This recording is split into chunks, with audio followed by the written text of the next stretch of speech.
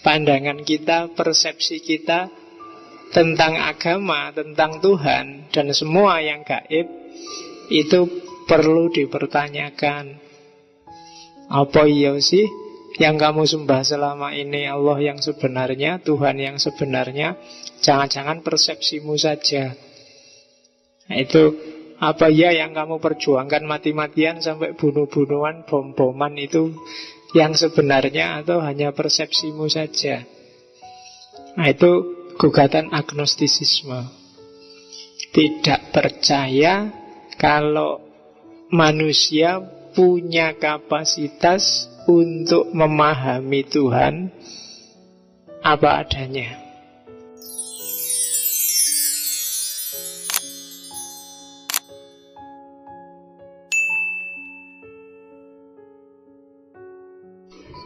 Wa na'udzu billahi min syururi anfusina wa min sayyiati a'malina. May yahdihillahu fala mudhillalah wa may yudlilhu fala hadiyalah. Allahumma shalli wa sallim wa barik ala habibina wa syafi'ina sayyidina wa maulana Muhammadin wa ala alihi wa ashabihi wa man tabi'ahu da. Amma ba'du. Bismillah, kita lanjutkan ngaji kita. Malam ini kita nyampe ke setelah ateis, kita ke agnostik. Jadi memang temanya tak walik, dari yang paling kafir dulu, terus yang agak ringan, pada gilirannya puncaknya ketemu Tuhan nanti. Tapi awalnya harus ateis dulu. Jadi ya, untuk membersihkan kotoran-kotoran kebertuhanan yang keliru, itu belajar ateisme, belajar agnostisisme itu penting. Kayak ateisme kemarin ya bukan masalah bahwa Nietzsche itu kafir atau Marx itu kafir. Tapi coba diperhatikan, jangan-jangan yang dikatakan Marx benar, jangan-jangan yang disindir oleh Nietzsche benar.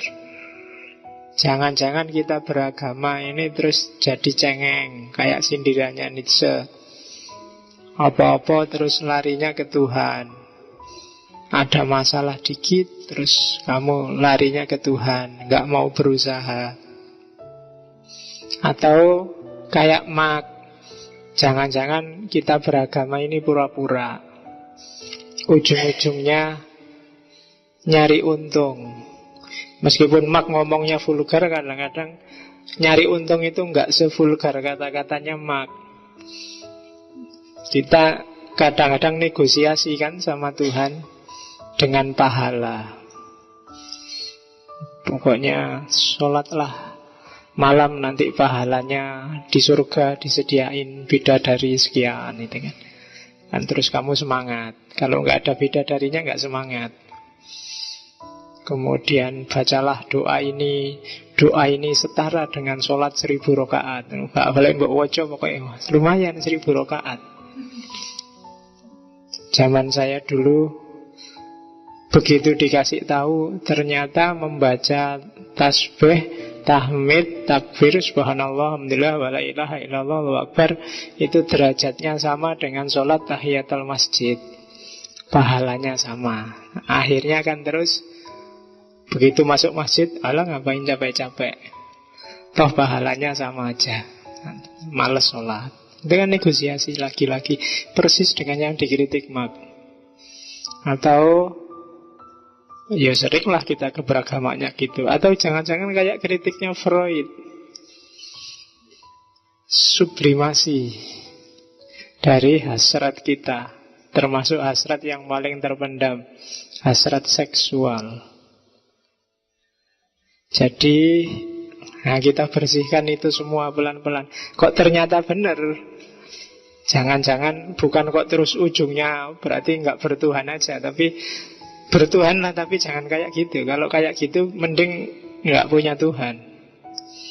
Itu kritikannya Nietzsche sama kritikannya Marx. Malam ini kita agak lembut sedikit dibandingkan ateisme. Kita ngomong agnostisisme. Agnostisisme itu lebih ke arah epistemologi, cara berpikir.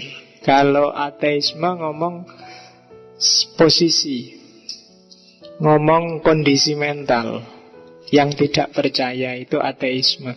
Tapi kalau agnostisisme ini lebih ngomong ke pemahaman, agnostik. Jadi kalau kemarin ontologi ketidakpercayaan, sekarang kita ngomong epistemologi.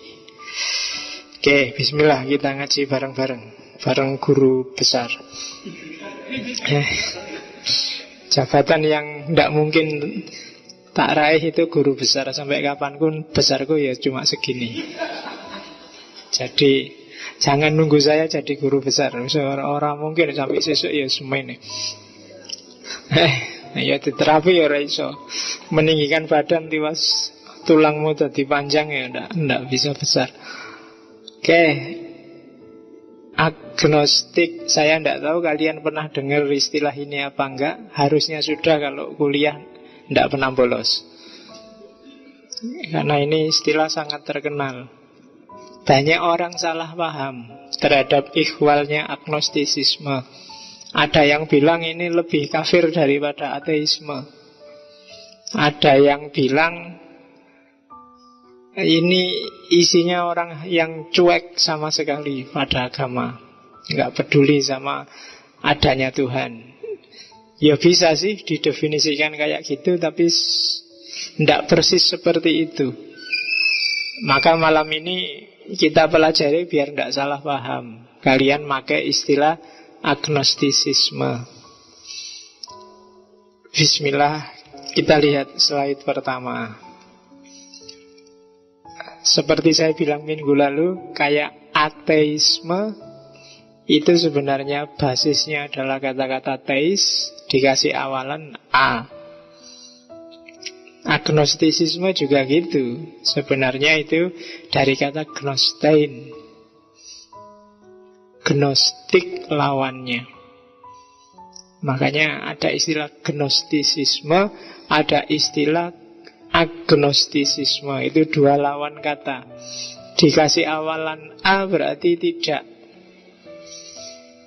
Jadi gnostik itu artinya tahu, kalau agnostik artinya tidak tahu. Kalau yang menggeluti dunia mistisisme, tasawuf, pasti sering dengar istilah gnostik. Gnostik itu mungkin definisinya setanding dengan ilmu laduni atau ilmu huduri. Jadi gnostik ini pandangan yang manusia bisa tahu apa aja, termasuk hal yang paling gaib, yang paling rahasia, termasuk yang jenisnya huduri. Lawannya agnostik, ndaklah, manusia nggak sedahsyat itu. Manusia itu nggak tahu apa-apa. Pikirannya terbatas, jangkauannya juga terbatas. Itu gambaran awalnya. Jadi istilah agnostik itu istilah yang bilang bahwa manusia itu basis epistemologisnya adalah tidak tahu. Sementara kalau gnostik itu manusia itu bisa tahu segalanya. Oke, itu gnostik. Biasanya cuma, ini sebenarnya istilah umum, nggak ada hubungannya sama agama. Cuma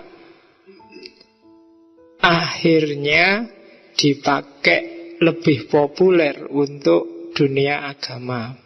Makanya itu tak tulis maksudnya secara umum. Akhirnya kalau saya ngomong agnostisisme, itu adalah pandangan bahwa manusia tidak mungkin bisa tahu, tidak mungkin bisa paham tentang Tuhan dan yang berhubungan dengan Tuhan, termasuk yang eskatologis.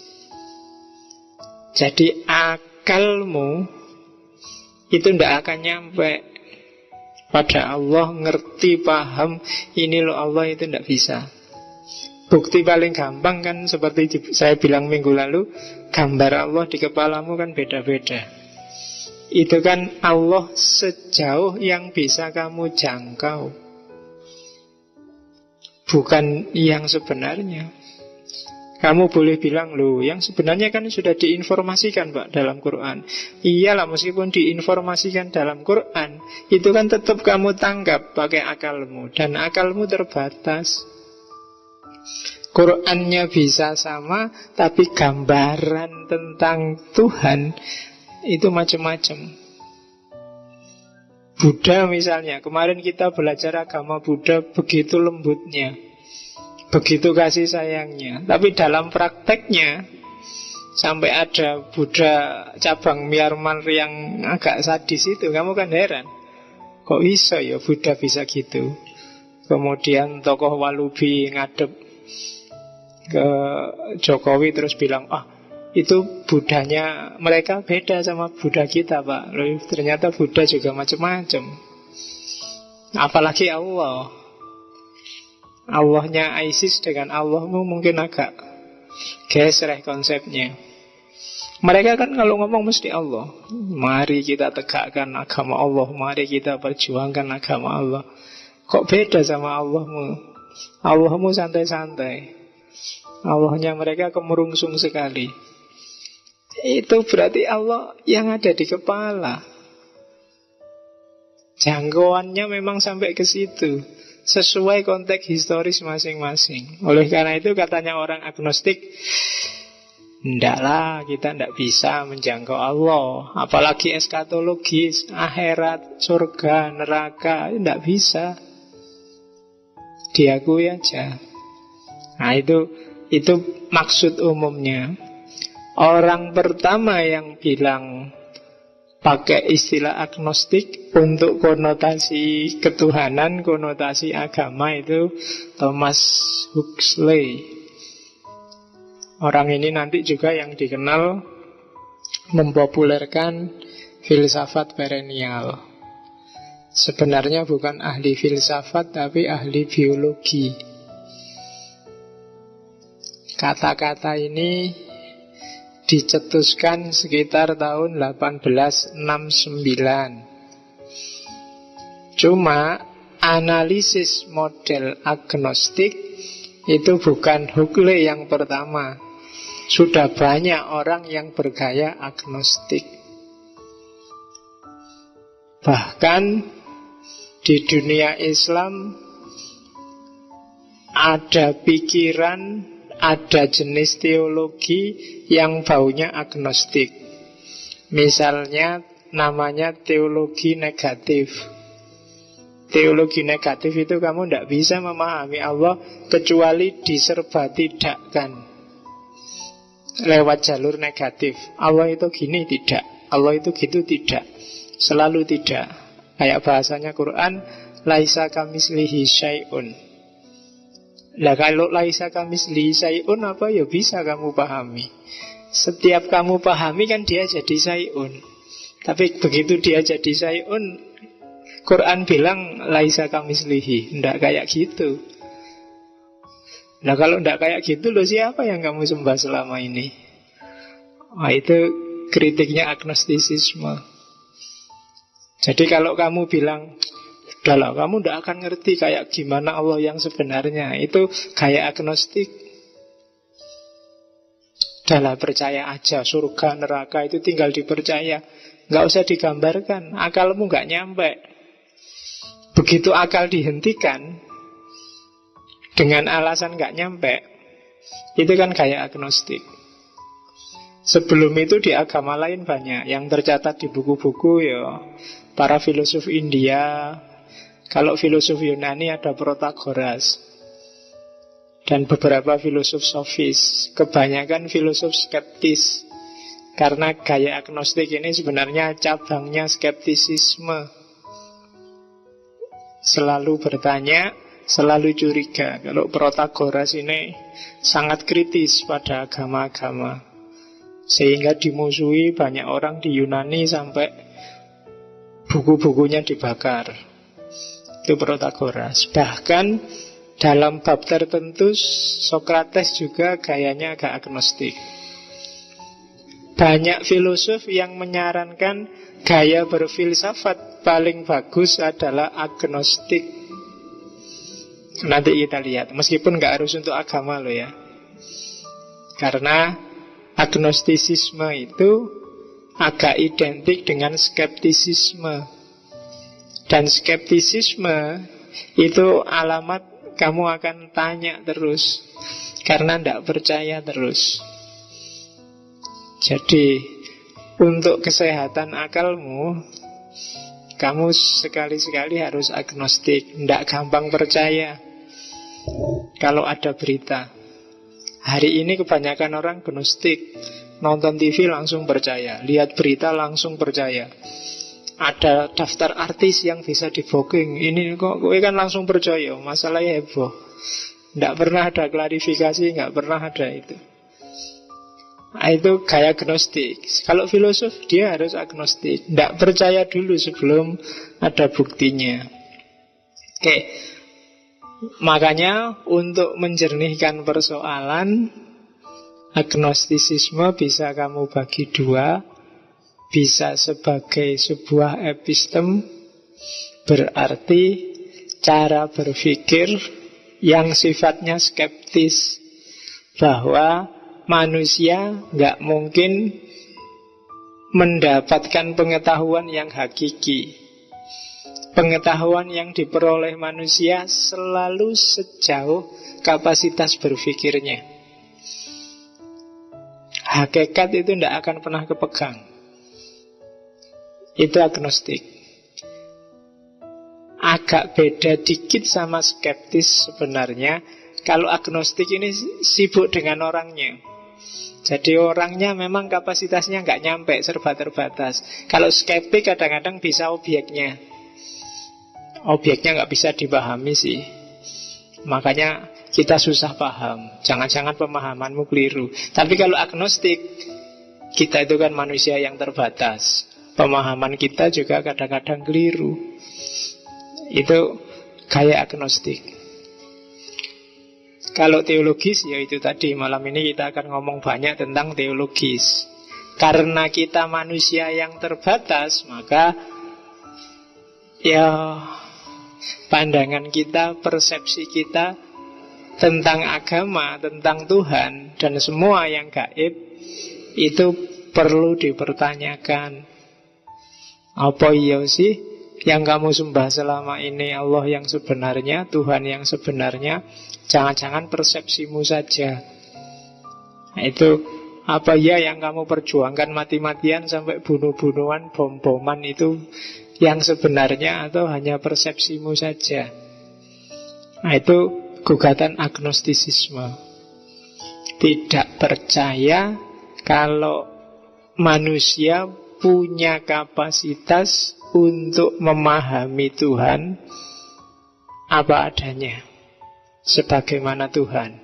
Selalu Tuhan versi masing-masing orang, atau Tuhan versi kelompok masing-masing. Jadi ada secara epistemologis, ada secara teologis. Kalau Huxley membagi agnostisisme, ada yang positif, ada yang negatif. Lupa belum tak terjemahkan dalam bahasa Indonesia, tidak apa-apa ya. Dia tak terjemahkan sekarang lah. Katanya Huxley, in matters of intellect, follow your reason as far as it will take you, without regard to any other consideration. Kalau kamu mau jadi seorang agnostik, katanya Huxley, dalam hal intelektual, dunia ilmiah, intelijensi, ikuti akal sehatmu kemanapun dia membawa. Gak usah mikir aneh-aneh, gak usah memperhatikan yang di luar itu. Jadi mikirlah sebebas mungkin, seterbuka mungkin. Nggak usah peduli dengan pagar macam-macam untuk urusan intelek. Itu yang positif. Kalau yang negatif sama, in matters of intellect, do not pretend that conclusion are certain, which are not demonstrated or demonstrable.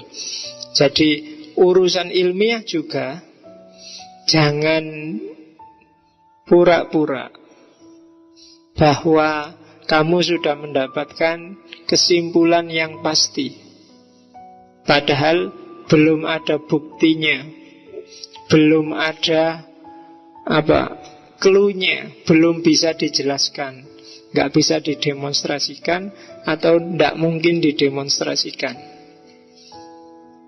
Banyak hal yang kita mengklaim sudah seperti itu, selesai, padahal kalau ditanya buktinya kamu pening. Berarti yang kamu omongkan tidak intelek. Kalau intelek itu harus ada buktinya. Makanya nanti di belakang pikirannya Huxley sering dikaitkan dengan namanya evidensialisme. Evidensialisme itu kamu ngomong apa aja boleh asal buktinya mana. Harus ada buktinya. Kalau nggak ada buktinya ya berarti omong kosong. Itu agnostik. Makanya urusan Tuhan, urusan eskatologis, urusan yang gaib-gaib, orang agnostik abstain. Sebelum, nggak bantah loh ya, nggak menolak kayak ateis, tapi dia abstain. Mana sih buktinya dulu? Dan kalau sudah ada orang ngajuin bukti, ya dibahas secara rasional, diikuti alur berpikir rasionalnya sampai ketemu sebebas mungkin. Nggak boleh ada pagar. Kalau ada pagar-pagar, ada batasan-batasan, nanti jadi masalah lagi, ndak intelek lagi. Dan biasanya orang bulet di pagar-pagar itu. Maka katanya Huxley, bebas saja mikir.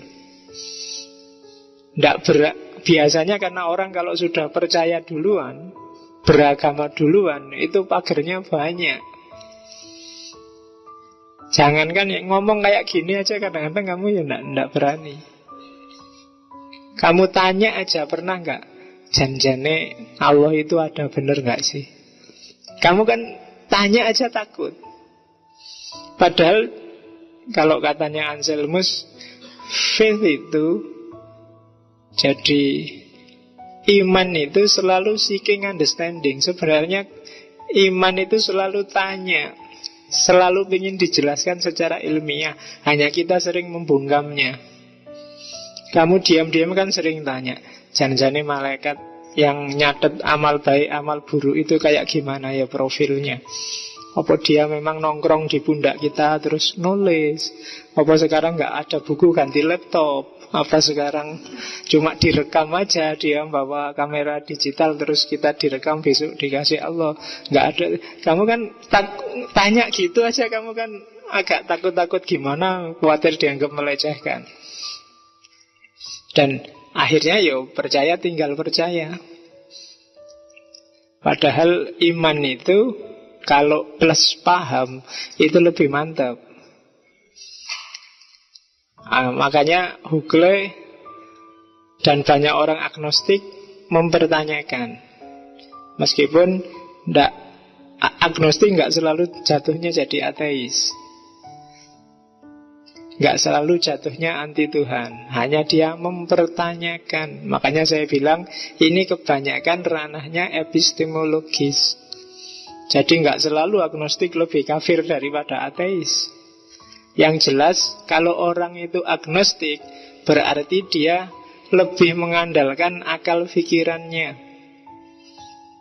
Makanya banyak tokoh yang murtad, banyak orang beragama yang keluar dari agama. Misalnya hari ini kan banyak, karena kecewa dengan agama-agama, itu biasanya dia tidak pindah agama, tapi mendeklarasikan diri sebagai agnostik.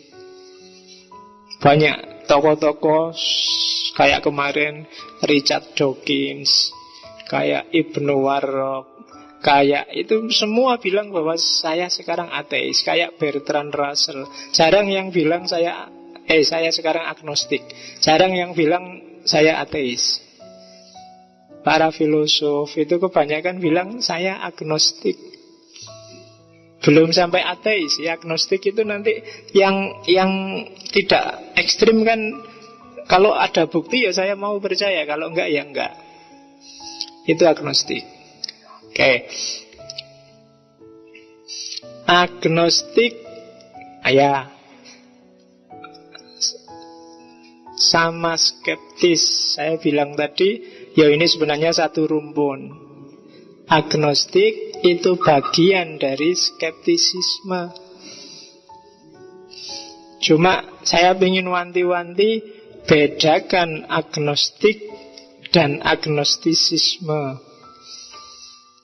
Kalau agnostik itu sikap mental, sama kayak skeptis dan skeptisisme. Kamu di dunia ilmiah harus selalu skeptis, meskipun tidak harus jatuh pada skeptisisme. Bersikap skeptis itu kan berarti selalu ingin tahu, tidak mudah percaya. Sama, bersikap agnostik mirip kayak skeptik, selalu mempertanyakan, tapi tidak jatuh pada skeptisisme. Kalau skeptisisme itu sudah nggak percaya apapun, semuanya dianggap layak dipertanyakan. Itu skeptisisme. Agnostisisme juga begitu. Berarti semuanya tidak ada yang bisa dijangkau oleh akalnya manusia. Tapi kalau agnostik itu sikap, mendekatan. Jadi saya punya perilaku mendekati persoalan ini secara agnostik dulu. Saya nggak main percaya dulu. Itu berarti meskipun nanti aku ujungnya percaya tidak apa-apa, tapi sekarang aku pertanyakan dulu. Itu agnostik, skeptis. Kayak di dunia ilmiah itu loh. Kadang-kadang kamu sudah tahu jawabannya, tapi kan harus agak pura-pura skeptis. Nah, itu skeptik, itu sikap perilaku. Kalau ada ismenya berarti sudah ideologi. Kalau ideologi itu sudah tertutup, sudah nggak dinamis. Jadi kayak kritiknya orang Barat misalnya, Islam itu sudah jadi ideologi. Kenapa? Islam sangat totaliter. Nah, itu Islam dianggap isme. Makanya banyak orang Barat melihat Islam itu tidak dengan nama Islam, tapi Muhammadanisme. Kenapa? Dia melihatnya sebagai ideologi. Kenapa kok dilihat sebagai ideologi? Tertutup, tidak bisa menerima perubahan. Wataknya totaliter. Ya seperti tak jelasin minggu lalu kan, totaliter itu ya ngurusi A sampai Z. Barang paling kecil sampai paling besar diurusi dan nggak boleh diubah. Mulai kencing sampai kawin dibahas dan nggak bisa diubah, disikapi dogmatis. Itu kan namanya totaliter. Kalau totaliter jadinya ideologis. Totaliter itu kan berarti ada pakemnya. Kan sering tak contohkan, kencing kan ada pakemnya. Kamu harus masuk ke kamar kecil, tidak boleh ngadep kiblat, harus sambil jongkok. Kemudian kalau bisa bajunya semacam sarung, jadi tinggal ngangkat. Terus kakinya diangkat satu biar airnya keluarnya lancar. Terus kalau mau selesai harus dehem 2 kali. Biar, ya dehem 2 kali itu ada di kitab kuning, biar tuntas habis. Kemudian detail sampai detail kayak gitu diatur. Maka dia jadi ideologis, nggak bisa berubah. Sekarang ada perubahan, kencing itu pakai, kayak di mall-mall, di hotel-hotel kan, kamu tinggal berdiri ngacung kene dur beres, nggak harus jongkok. Tapi nggak bisa kalau pakai ideologi lama.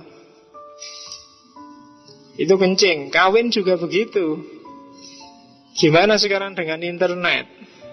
Kamu bisa kawin pakai Skype, boleh nggak? Pakai Skype itu kan dia yang di sana juga ketemu. Atau walinya nggak datang, cuma dia sambil nelfon. Dah, saya setuju sebagai walinya, boleh nggak? Hadirnya wali itu kalau suaranya dok, boleh nggak? Oh, itu kan kalau aturannya sangat rigid, sangat kaku, orang bingung sendiri. Nyembelih itu harus bismillah dulu. Terus kalau sangat detail gitu, gimana kalau sekarang banyak mesin penyembelih itu? Apa cukup orangnya mau nyalain mesin bismillah, atau mesinnya disetting bisa baca bismillah sendiri? Mungkin dikasih suara, dikasih anunya, setiap kali mau membelai mesinnya bilang bismillahirrahmanirrahim, bismillahirrahmanirrahim, apa gitu. Nah, kamu bingung kenapa? Karena ada aturan yang dipakemkan selama ini, itu yang disebut totaliter. Kalau ini kamu anggap nggak bisa berubah, harus kayak gitu Pak, itu sudah paten. Itulah nanti yang disebut ideologi. Dia jadi isme. Maka yang bikin Islam dituduh isme itu sebenarnya bukan yang nuduh yang kurang ajar, kamu sendiri menjadiin agamamu jadi isme. Pokoknya Islam yang benar yang ini loh ya. Yang di luar itu ndak Islam. Pakemnya sudah ini. Itu berarti dia jadi isme. Makanya Barat menuduhnya bukan Islam tapi Mohamedanisme. Dan itu yang terjadi hari ini kan. Akhirnya kalian rebutan kebenaran. Ah salah, pakemmu keliru, yang benar pakemku. Setiap orang akhirnya apa? Lahir ideologi kecil-kecil. Barat nuduhnya ideologi Mohamedanisme. Salahnya Barat bukan Islam kok dituduh isme, tapi keliru Barat. Ismenya nggak sebesar itu, ismenya nggak sebesar itu. Ismenya itu cuma kecil-kecil. Ada Muhammadiyah isme, ada NU isme, ada Syafi'isme, ada Sunnisme, ada Syiisme, kan itu. Jadi ternyata lebih kecil lagi ideologinya. Masing-masing totaliter dengan ajarannya. Nah itu isme. Sama agnostisisme, skeptisisme gitu. Kamu berani mendekati apapun secara skeptis, secara agnostik, kecuali kelompokmu sendiri atau keyakinanmu sendiri, kan gitu biasanya. Berarti apa? Keyakinanmu sudah jadi isme, sudah jadi ideologis yang tidak bisa diowah-owah. Dia mesti benar, mesti bagus, mesti baik. Oke. Nah, dari peta besar skeptisisme, agnostisisme itu hanya cabang kecil. Dia bisa disebut skeptisisme yang religius. Saya tidak jelasin lagi skeptisisme. Dulu ngaji-ngaji awal seingat saya sudah. Kita pernah ngaji dengan judul skeptisisme. Silakan dibaleni lagi. Sebenarnya untuk mengantarkan ke agnostisisme ini, ya skeptisisme itu tadi yang jadi pengantarnya. Oke. Pengantar selanjutnya sebelum ke ide dasarnya agnostik. Nanti ada dua jenis agnostik. Cuma sebelum dua jenis itu, perhatikan ada perbedaan antara belief dan acceptance. Percaya dan menerima.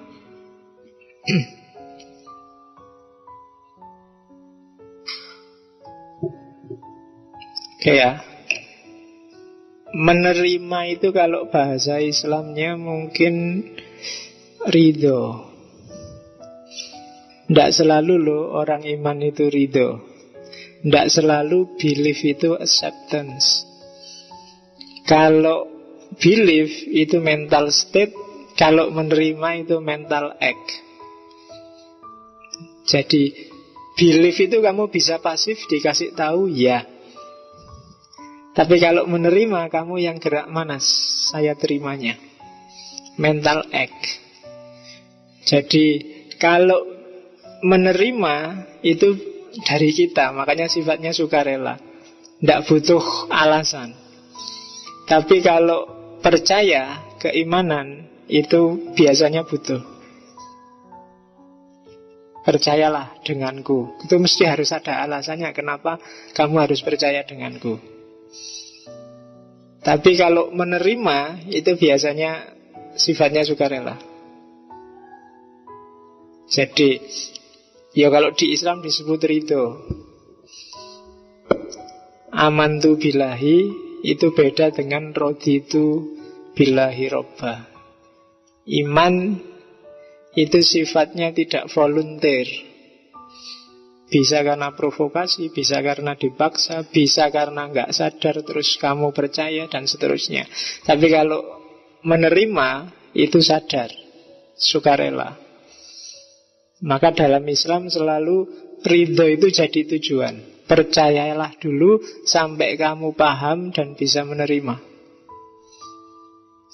Makanya yang kamu cari kan finalnya bukan iman pada Allah, tapi ridhonya Allah.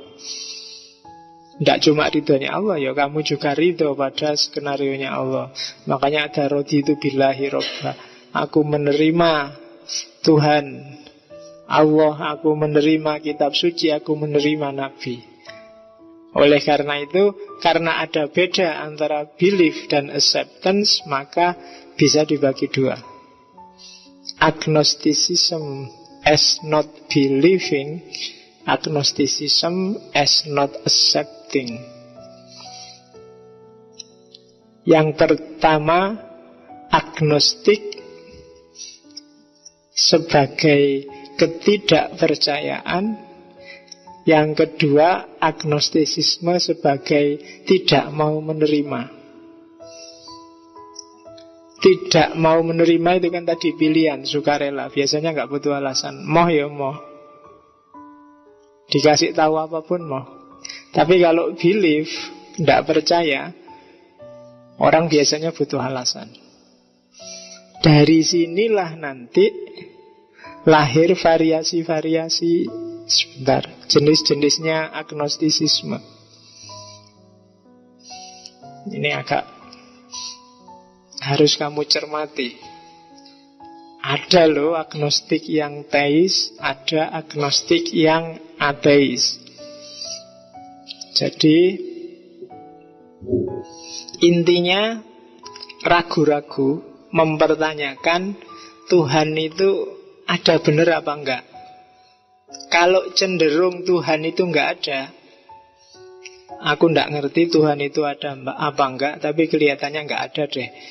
Agnostisme ateis.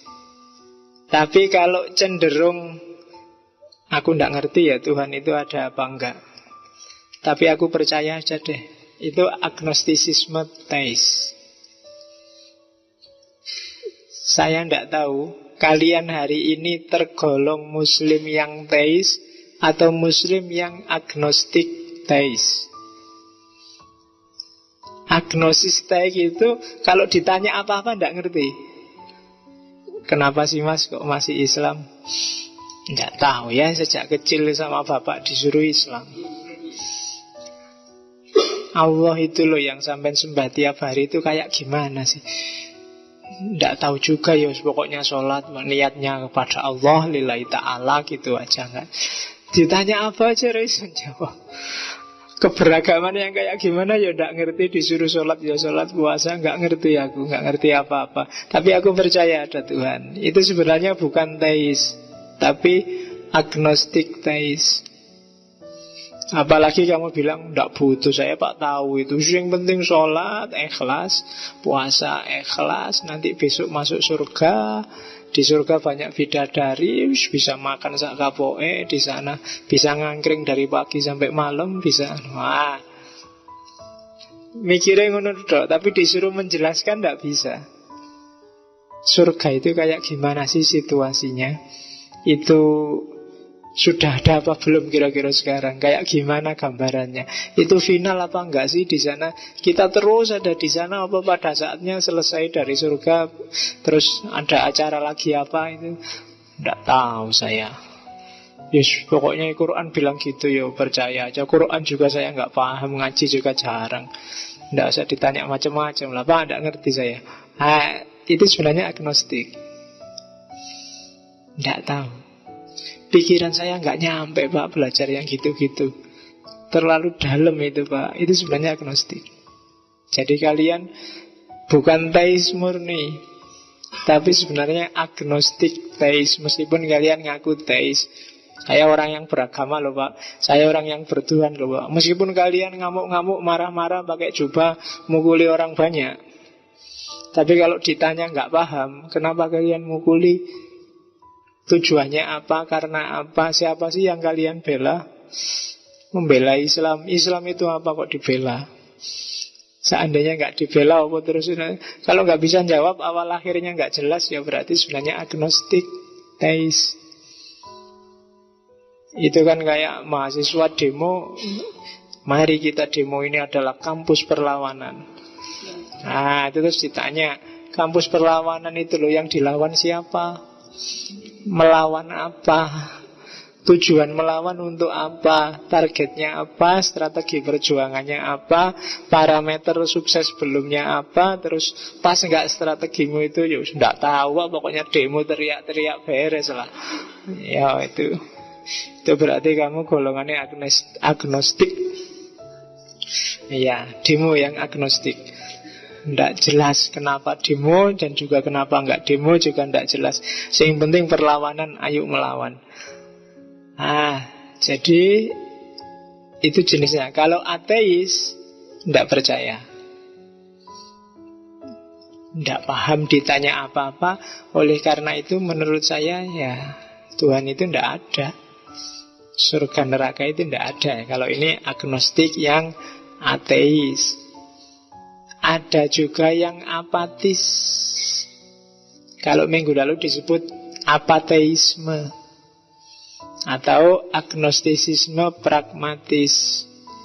Ini Tuhan ada atau enggak, ya bisa ada, bisa enggak Pak, saya enggak tahu.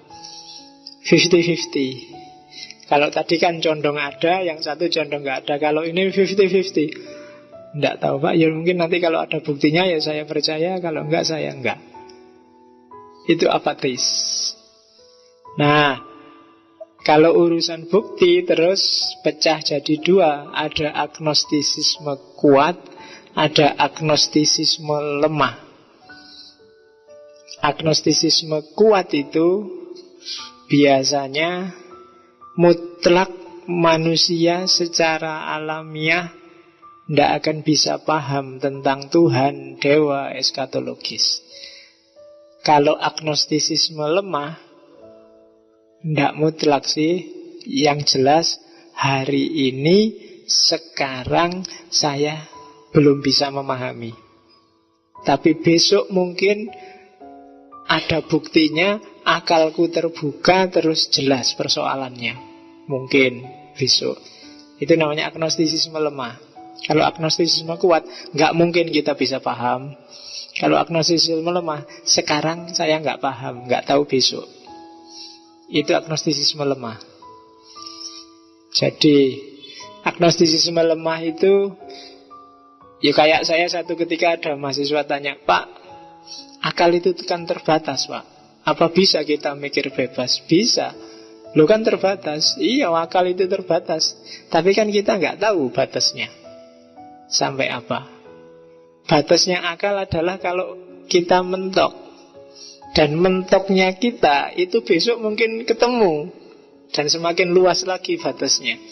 Besok ketemu lagi yang misalnya sekarang mentok di sini. Wah ini kok buntu ya, nggak ada jawaban. Ya sudah, mentok di sini. Itulah batasnya. Tapi besok yang mentok ini kok kebuka. Oh iya, ternyata jawabannya itu yang tadi mentok itu. Kan batasnya minggir lagi, lebih ke sini lagi. Terus mentok lagi. Tapi kalau kebongkar lagi terus mentok lagi, kan gitu. Dulu mengobati lepra itu mukjizat. Tapi begitu kebongkar, oh ternyata rahasianya ini tuh. Nabi Isa dulu berarti oleh Allah diajari ngobati lepra kayak gini. Sekarang sudah bisa saya. Bukan mukjizat. Oh caranya nggak mempan dibakar itu gampang. Pemadam kebakaran sekarang semua bisa. Kayak gini tuh. Sekarang nggak mukjizat lagi. Dulu akalmu mentok memahami itu. Luar biasa. Dibakar nggak apa-apa. Luar biasa. Orang sakit lepra bisa. Nah, tapi kan sekarang ketemu semakin Batasnya semakin lebar, semakin lebar. Jadi akal itu ya terbatas, tapi kita tidak tahu batasnya. Dan batasnya selalu semakin luas, semakin luas. Itu sebenarnya yang diramalkan oleh Hegel. Dunia ini berkembang ke semakin rasional, semakin rasional. Pemikiran selalu semakin luas, tidak pernah menyempit, kecuali dihentikan sendiri oleh yang bersangkutan, difinalkan sendiri oleh yang bersangkutan. Agnostisisme lemah, persepsinya semacam itu. Ya sekarang saya tidak tahu, tapi sopo ngerti besok tiba-tiba pikiranku terbuka. Oke, jadi ada agnostik ateis, ada agnostik teis, ada apateisme, ada agnostisisme kuat dan agnostisisme lemah. Jenisnya itu. Ini semboyan paling terkenal dari agnostisisme. I don't know and you don't either, atau neither do you.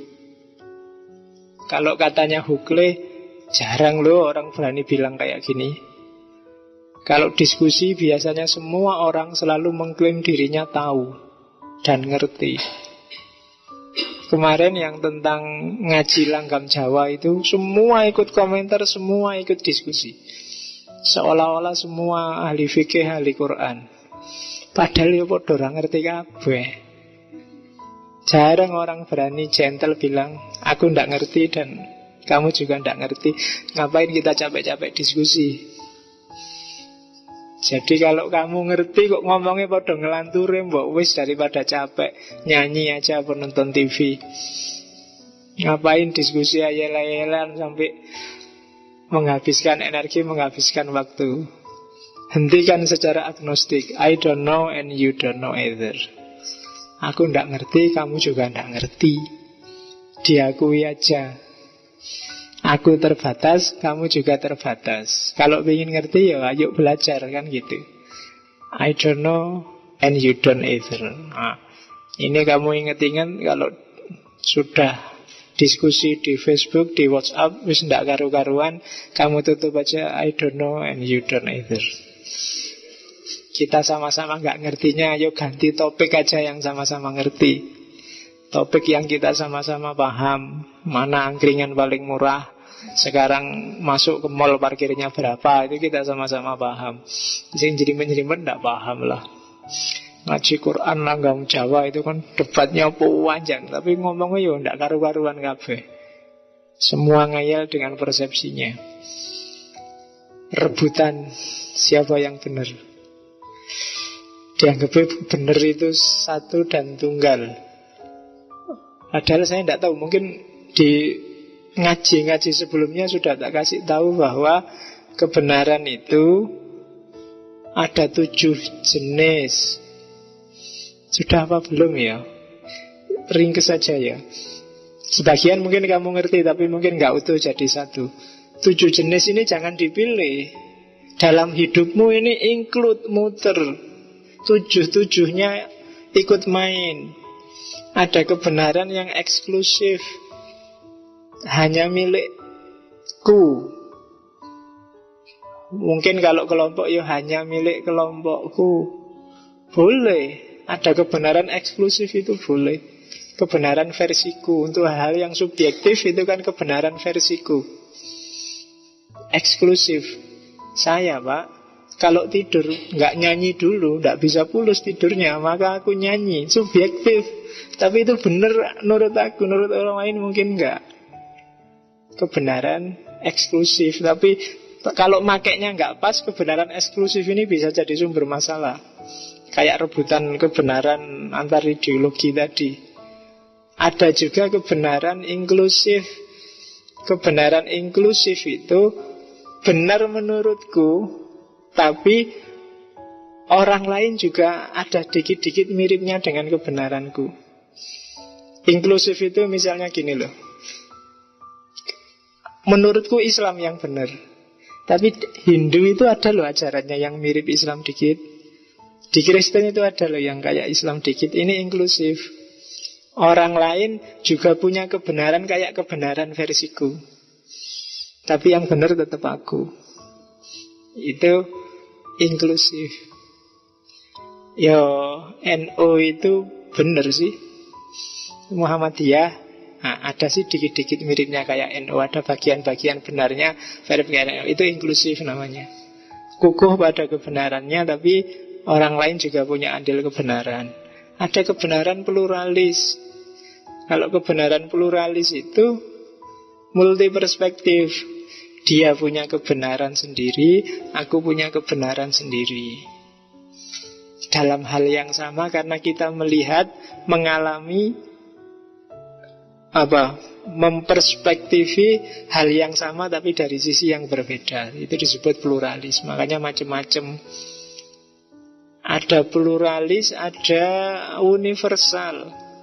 Kalau pluralis itu tadi kan barang yang sama dilihat secara berbeda. Kalau universal itu full, orang sedunia juga mikirnya begitu. Kebenaran yang objektif 100%. Apa ada? Ada. Masjid ini sekarang warnanya hijau dan kuning. Ini kan universal. Orang sedunia juga kan bilang gitu. Kalau ada yang bilang, wah warnanya jadi merah putih, itu ya gak waras. Ya kan? Ini namanya kebenaran yang universal. Lawannya universal itu pikirannya Nietzsche. Kalau ini tadi kan kebenaran full. Ada kebenaran yang nihilis. Tidak ada kebenaran itu. Kebenaran itu miliknya setiap orang, sakarepe boleh. Dia bisa membangun kebenarannya sendiri sesuka hatinya, asal dia punya power, asal dia punya jaringan kuasa. Itu kebenaran versi nihilis. Nggak ada nilai yang diperjuangkan sama sekali. Ada lagi kebenaran pesimis. Kayak ini, agnostik ini kebenarannya pesimis. Kebenaran itu ada sih, tapi kita nggak mungkin bisa nyampe.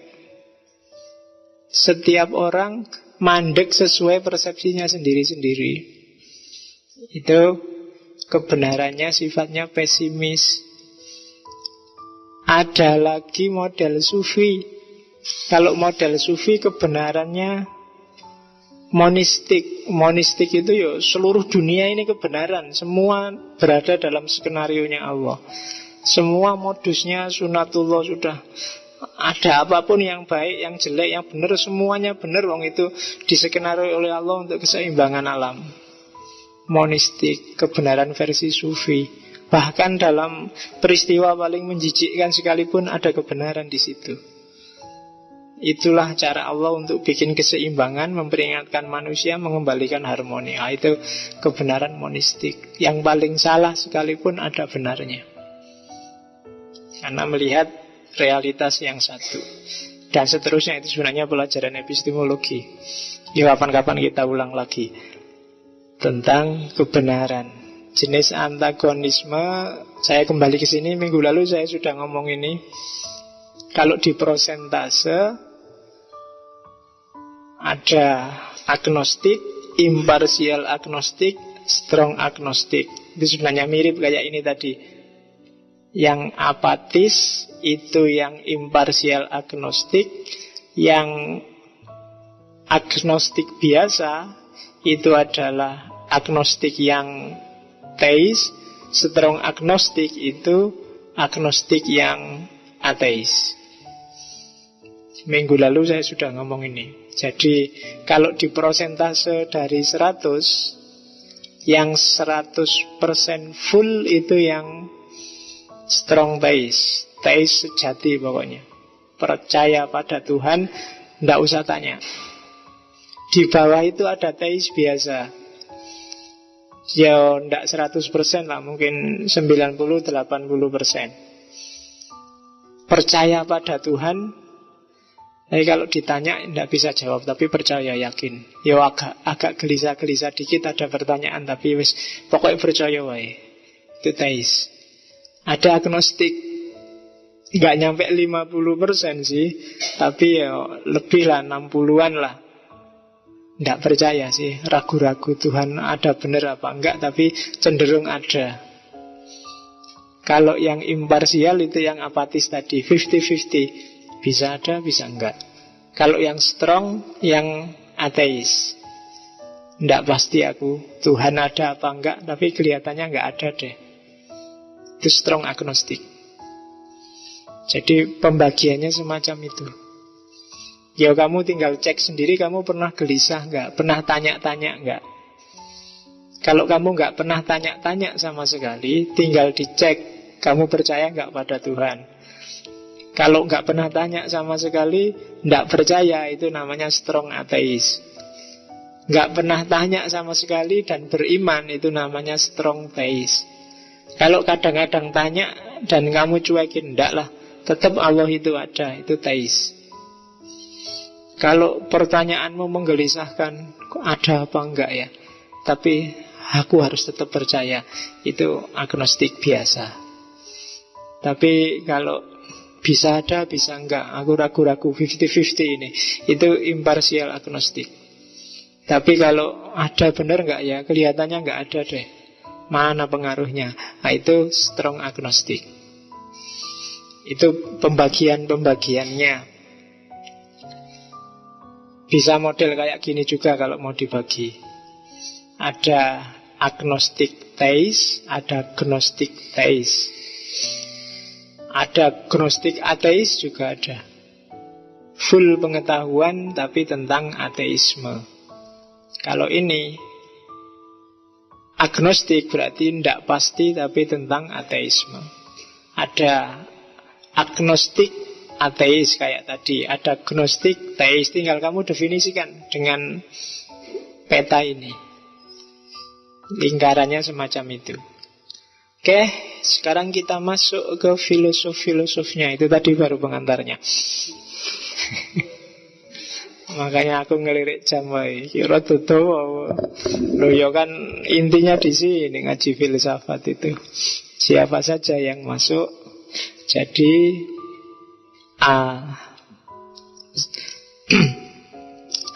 Oke, bismillah. Immanuel Kant, inspiratornya ini tadi, agnostik, memisahkan antara Tuhan dengan pikiran. Semoga masih ingat dengan orang ini, Immanuel Kant. Nomena dan fenomena. Orang tidak bisa menyentuh nomena. Semua yang ditangkap oleh manusia itu fenomena. Teh ini apa adanya, nggak ada. Yang ada teh menurut aku wong sudah tak lihat. Teh menurut kamu wong sudah kamu lihat. Loh, kalau sebelum saya lihat Pak, ya kamu nggak ngerti apa-apa. Dan kamu nggak tahu ada teh ini apa enggak. Begitu kamu ngerti ada teh ini, kan sudah teh menurut kamu. Jadi teh apa adanya itu tidak pernah tersentuh. Yang ada adalah fenomena. Teh menurut kamu. Enggak Bapak, saya nggak komentar sama sekali. Enggak, tetap kamu menyerapnya versimu. Mungkin, wah teh kok enggak terlalu coklat ya, mesti ngirit tak milih sekarang. Jadi ini versimu kan. Oh tehnya terlalu manis ya, duitnya lagi oke. Mungkin akhir bulan mungkin teh sudah enggak terlalu manis lagi. Itu versimu. Meskipun kamu enggak mau komentar, itu akalmu bilang ini sudah versimu. Atau, oh gelasnya kok gede men, entek ora misalnya. Itu kan selalu komentar, selalu teh menurut kamu.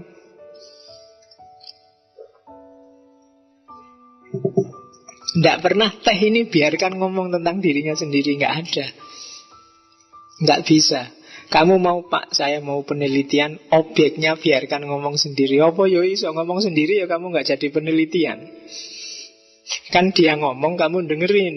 Dia ngomong kamu teliti. Lah kok ada objeknya ngomong sendiri. Lah kamu neliti apa enggak? Kan ada yang kayak gitu kan, kalimatnya lucu gitu. Saya mau penelitian fenomenologi Pak. Sebagai peneliti saya tidak ikut-ikut. Loh ya kalau kamu nggak ikut tidak jadi neliti. Saya biarkan objeknya ngomong sendiri. Lah ya objeknya waras apa enggak kok dibiarin ngomong sendiri.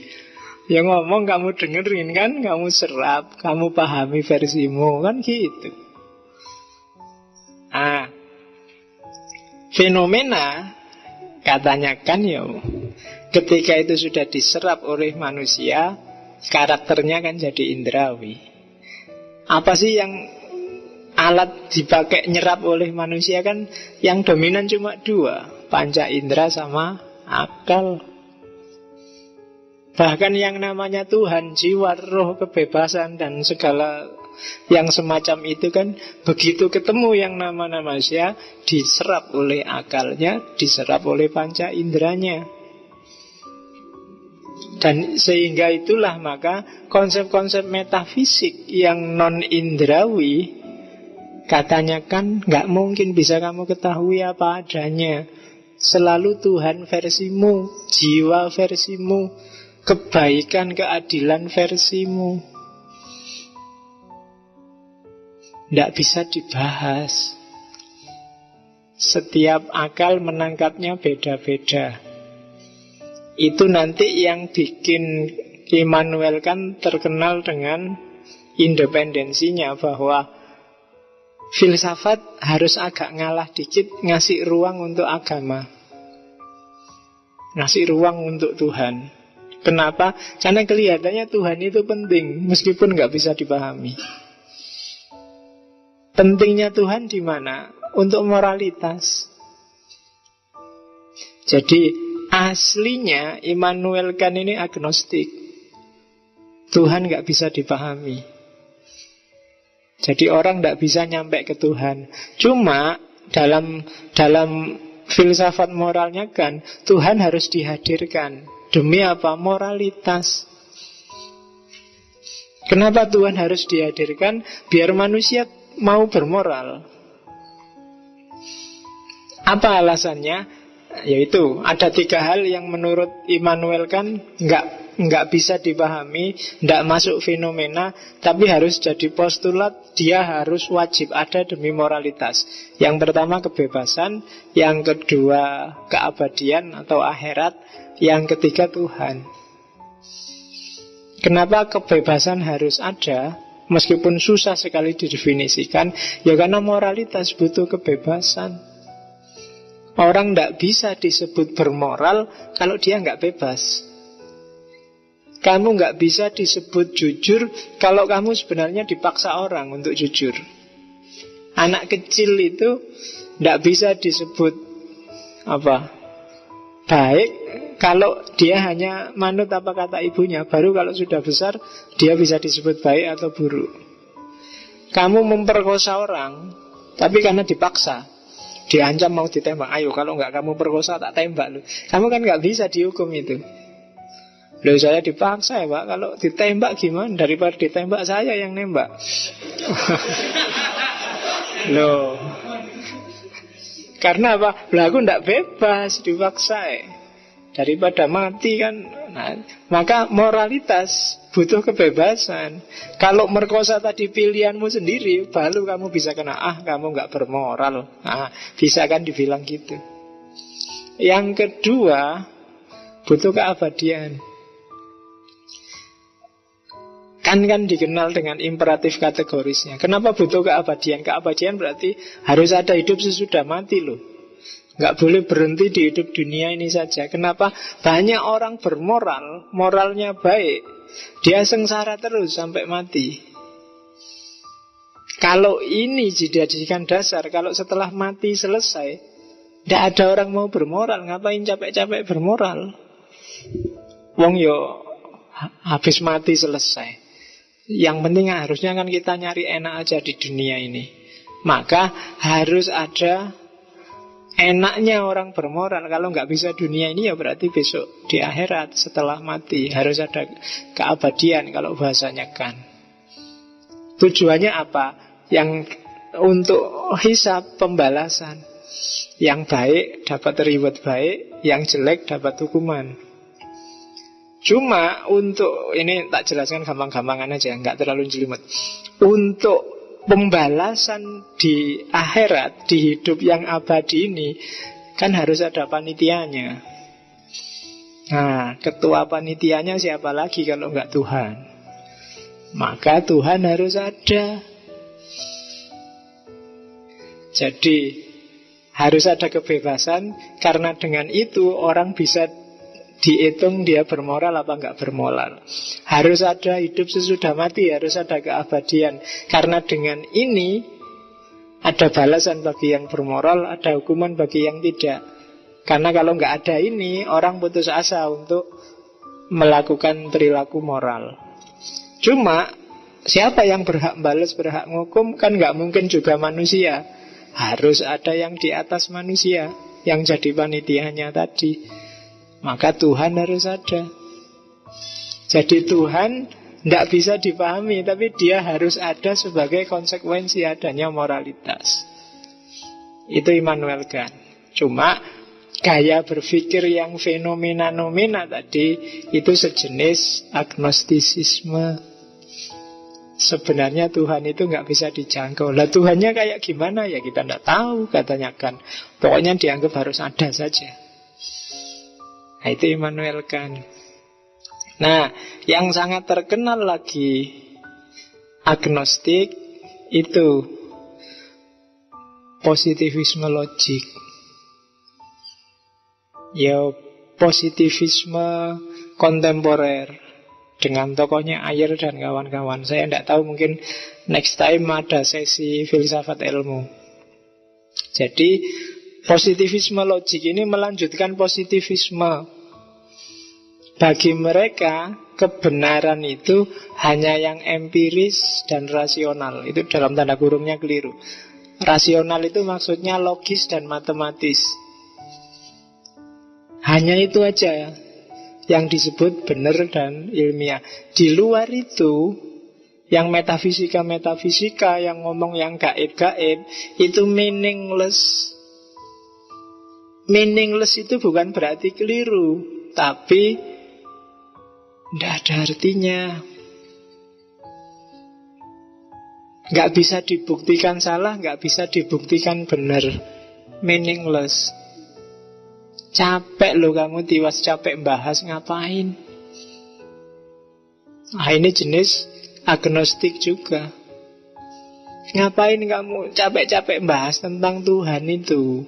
Nulis buku berjilid-jilid tentang Tuhan. Wong sama-sama nggak ngerti aja kok. Wong sama-sama ngarang. Kenapa ngarang? Wong kita juga tidak tahu hakikatnya seperti apa. Nulis buku tentang surga neraka tebel-tebel, kayak gimana surga neraka kita juga tidak tahu. Meaningless. Diskusi agama, diskusi eskatologis, diskusi tentang Tuhan itu meaningless, itu bukan berarti salah. Cuma nggak bisa didiskusikan, nggak ada artinya, nggak ada gunanya, tiwas capek. Mungkin benar, tapi kalau kamu bahas sampai ngeyel juga capek paling. Kalau kamu bilang hati-hati loh ya di masjid ini, wow serem itu kan gaib, tidak bisa dibuktikan empiris rasional. Mari kita buktikan sekarang. Nggak ketemu, jangan dibuktikan beneran loh. Nanti kamu takut sendiri. Biasanya kan kamu gitu. Nah, terus kira-kira kayak gimana ya buktinya? Ya tidak ada, wong. Namanya aja gaib. Tidak fisik, tidak empiris, tidak rasional. Kalau kamu mau membuktikan, mau membahas, mau mendiskusikan, nggak ada gunanya. Meaningless. Meaningless saya bilang tadi nggak mesti salah. Tapi ngapain capek-capek untuk sesuatu yang tidak ada bukti fisiknya dan nggak masuk akal. Termasuk tentang Tuhan, tentang surga, neraka, malaikat, setan, jin, iblis, dan kawan-kawan. Saya pernah ada diskusi panjang mulai jam 8 pagi sampai jam 4 sore. Temanya cuma satu, apa bedanya jin, iblis, dan setan. lama sampai ngantuk-ngantuk itu bahas, wah, dalil ayat, kelihatan luar biasa memang. Tapi kalau dipikir-pikir meaningless. Ya sampai terakhir juga tidak jelas apa bedanya. Wajahnya juga kayak gimana nggak tahu, jin iblis setan kayak gimana. Ya kan, ada yang pokoknya jin itu tinggi besar. Kalau setan itu nggak setinggi jin, penjelasannya bisa sampai kayak gitu. Apa itu? Ya, nggak jelas, meaningless. Kita juga melongo aja kan dengerin. Wong yang nggak lihat fotonya, nggak lihat gambarnya. Itu meaningless. Begitu ada gambar foto-foto ini jin yang kefoto di Gua Hiro. Tapi ini nggak aslinya, karena dia bisa ngerubah-ngerubah bentuk. Ayas podo wae. Akhirnya juga tidak ketemu aslinya. Iblis itu nenek moyangnya. Kalau jin itu pokoknya bola teorinya beda-beda, mulai jam 8 sampai jam 4 sore itu bahas itu. Jadi narasumber iblis apa setan siji mungkin beres. Cuma ya ndak ada narasumbernya orang baik-baik semua, jadi ya ndak ngerti dunianya iblis. Kurang setan dikit yang jadi narasumber. Oke. Ya sapa ngerti lagi narasumber terus kesurupan itu kan beres. Harusnya ngundang yang di TV-TV itu kan terus dia cerita sendiri, aku iblis, aku itu kayak gini, mungkin bisa. Tapi kan meaningless. Hal-hal yang tidak mungkin dijangkau secara empiris dan rasional. Maka positivisme logik juga merintis lahirnya agnostisisme. Tuhan mungkin ada, mungkin nggak ada, tapi kita nggak bisa membuktikan secara empiris dan rasional. Nah, setelah dari sini ya monggo kamu mau tetap percaya apa tidak percaya, apa 50-50 tadi. Bagi mereka membuktikan paling gampang itu ya verifikasi, membuktikan adanya. Kayak ini misalnya, teh ini manis, tinggal diminum dirasakan. Iya, ternyata manis. Verifikasinya sah. Dibuktikan kebenarannya. Nah, ada lagi ideologi lawannya positivisme logik, tapi juga sama agnostiknya. Namanya falsifikasi Popper. Falsifikasinya Popper itu sebenarnya lanjutan positivisme logik, cuma pembuktiannya bukan verifikasi, falsifikasi. Kenapa kok tidak verifikasi? Katanya Popper, ya justru ilmu itu berkembang karena falsifikasi. Dibuktikan salah. Kalau teorinya gula ini manis, dibutuhkan manis, selesai, nggak nambah apa-apa. Ilmu pengetahuan itu berkembang. Kalau teori awal bilang gula ini manis, ternyata begitu diminum, loh kok pahit, ganti teori kan. Berkembang, ada teori baru, teori baru. Teorinya burung gagak itu hitam.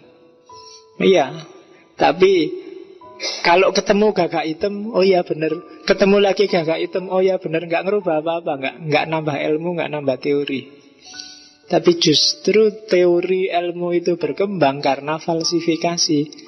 Sopo ngerti ada yang lihat, lo ada gagak warnanya kuning, lo ada gagak warnanya putih. Teori baru muncul.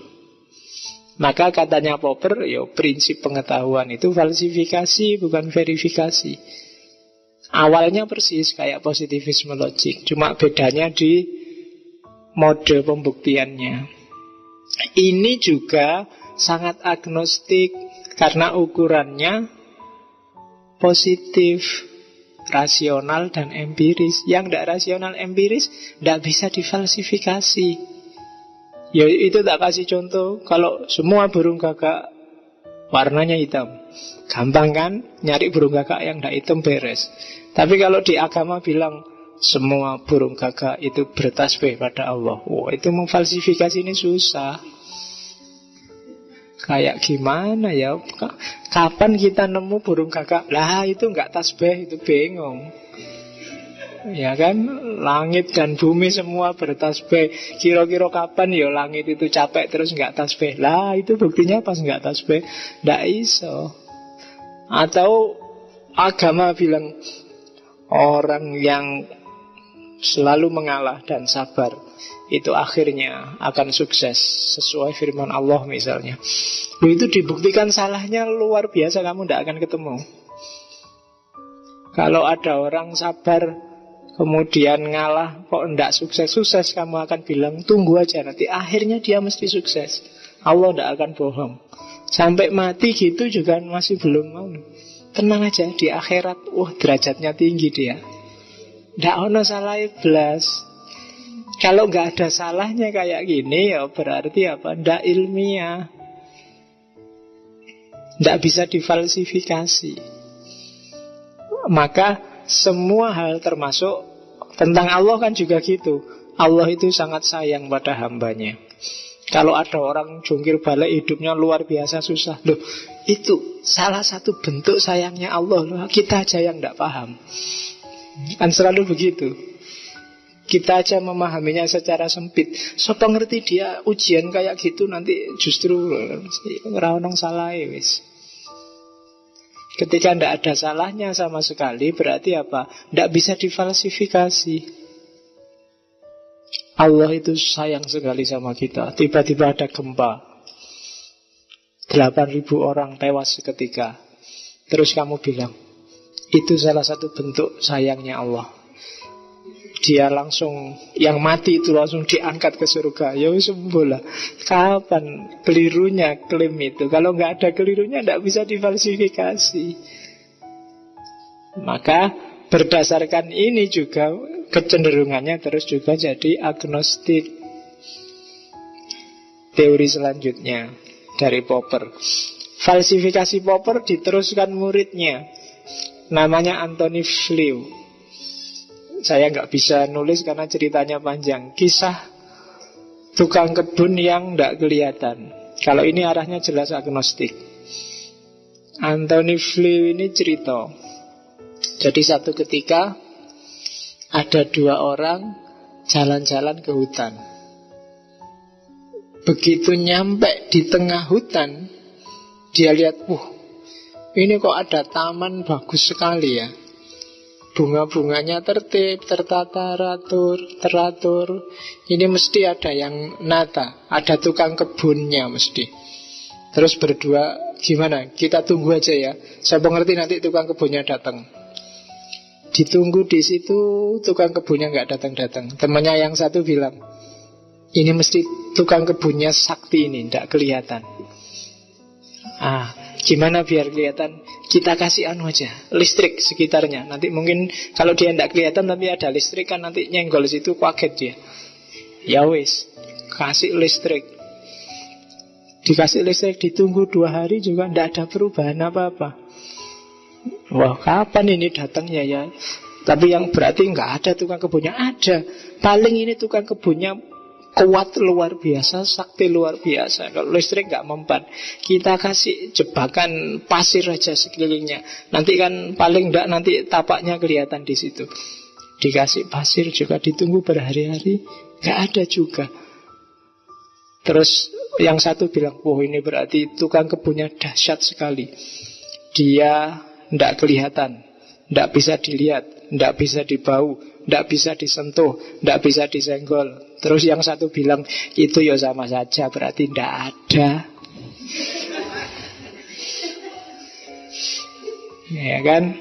Jadi yang satu, itu sindiran luar biasa. Kamu mendiskusikan Tuhan kan kayak gitu. Tuhan itu tidak bisa gini, tidak bisa gitu. Kalau ada, dia maha besar. Kalau selalu tidak ada, kamu besarkan, kamu hindarkan, kamu anukan, ya itu diketawain sama yang satunya temannya. Ya kalau gitu ya sama aja dengan nggak ada. Itu The Invisible Gardener. Cara berpikir kita selama ini tentang Tuhan. Selain Anthony Flew, ada lagi Hans Albrecht. Sebenarnya masih teori falsifikasi juga, cuma dikenal sebagai rasionalisme kritis. Lebih abstrak daripada Popper. Bukan lagi sekedar falsifikasi, tapi prinsip falsifikasi. Jadi nggak harus ada falsifikasinya, tapi asal bisa dikenai prinsip falsifikasi, berarti sesuatu itu rasional. Kalau enggak ya enggak. Misalnya kayak ini tadi, gula ini manis. Meskipun nggak usah tak minum, pernyataanku gula ini manis ilmiah. Kenapa? Ada falsifikasinya. Falsifikasinya apa? Kalau gula ini pahit. Bandingkan dengan tadi, Tuhan itu maha penyayang. Ini kan tidak ada falsifikasinya. Nggak ada. Lah kapan Tuhan nggak penyayang? Tidak ada, dia selalu penyayang. Itu tidak ilmiah. Kalau ini, lah kapan pernyataan gula ini manis salah? Kalau gula ini pahit, kan ada, berarti ada falsifikasinya. Kalau ada falsifikasinya berarti rasional. Meskipun nggak harus dibuktikan. Ya rasional itu kan kalimatnya ilmiah. Tapi kalau ndak ada falsifikasinya, ndak bisa dikenai prinsip falsifikasi, berarti ndak rasional. Meskipun belum dibuktikan. Apa gunanya sih falsifikasi itu, prinsip falsifikasi itu? Ya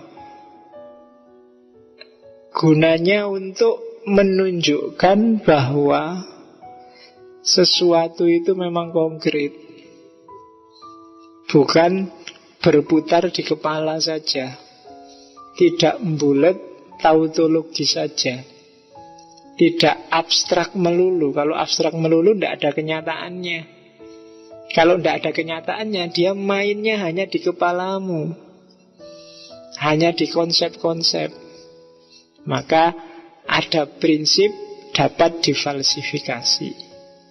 Nah, untuk dapat difalsifikasi berarti apa? Tidak boleh ada kebenaran akhir, kebenaran yang puncak, yang tidak bisa salah sama sekali. Kalau nggak bisa salah sama sekali, kayak tadi, justru tidak ilmiah. Kenapa sih harus ada yang tidak bisa salah? Kenapa sih nggak boleh ada yang puncak, nggak boleh ada yang akhir? Karena nanti akan muncul 3 persoalan.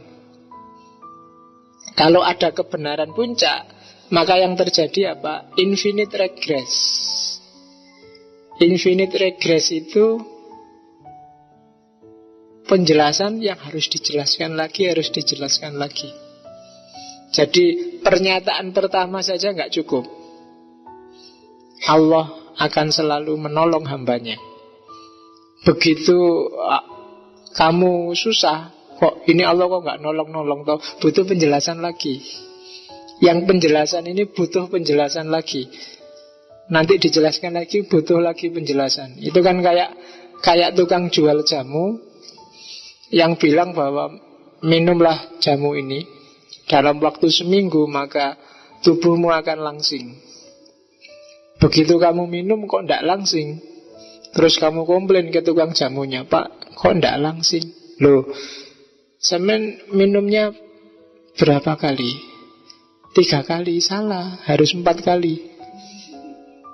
Terus kamu pulang, kamu minum 4 kali, tetap nggak langsing, Pak, kok ndak langsing?